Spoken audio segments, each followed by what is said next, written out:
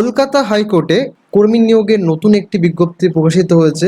সেই ব্যাপারেই সম্পূর্ণ ডিটেলস তোমাদের আজকের ভিডিওতে বলবো, এবং আমি কিন্তু এই কলকাতা হাইকোর্টে যে অফিসিয়াল নোটিফিকেশনটা দিয়েছে সেটাই তোমাদের কিন্তু আমি দেখাবো। তো অনস্ক্রিন তোমরা দেখতে পাচ্ছ, এটা কিন্তু কলকাতা হাইকোর্টের মেন অফিসিয়াল নোটিফিকেশন, যেখানে 291টি তোমাদের কিন্তু ভ্যাকেন্সিস বেরিয়েছে লোয়ার ডিভিশন অ্যাসিস্ট্যান্ট পদে, এবং শুধুমাত্র উচ্চ মাধ্যমিক পাস যোগ্যতায় তোমরা কিন্তু এর জন্য আবেদন করতে পারবে। দেখো, এখানে ডিটেলস অফ ভ্যাকেন্সিস দিয়ে দেওয়া হয়েছে ক্যাটাগরি ওয়াইজ, কোন ক্যাটাগরিতে কতগুলি ভ্যাকেন্সিস আছে এখানটা কিন্তু উল্লেখ করে দেওয়া হয়েছে। তো আমি কিন্তু এই যে অফিসিয়াল নোটিফিকেশনটা আছে আমি ভিডিওর ডেসক্রিপশন বক্সে দিয়ে দেবো, তোমরা ওখান থেকে গিয়ে সম্পূর্ণ অফিসিয়াল নোটিফিকেশনটা আরেকবার দেখে নেবে।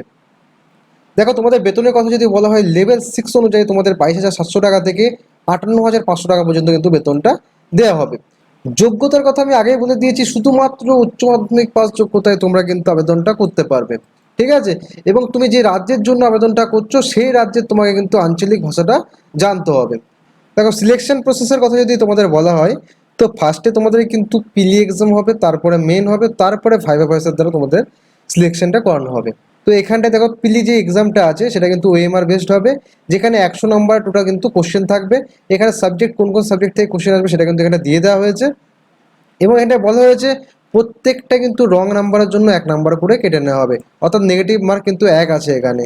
এবং তোমাদের শুধুমাত্র ইংরাজি ভাষায় কিন্তু কোশ্চেন পেপারটা থাকবে।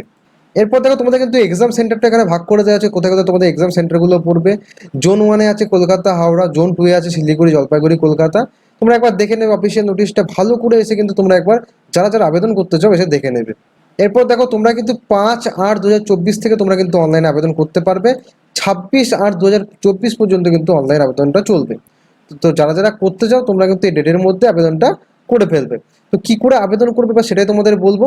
এই যে দেখতে পাচ্ছ, এই যে নোটিশটা আছে, যখন তুমি নোটিফিকেশনটা অন করবে, একদম যখন নিচের দিকে আসবে তখন দেখো ফর অনলাইন অ্যাপ্লিকেশনের এখানটা একটা লিঙ্ক দেওয়া হয়েছে।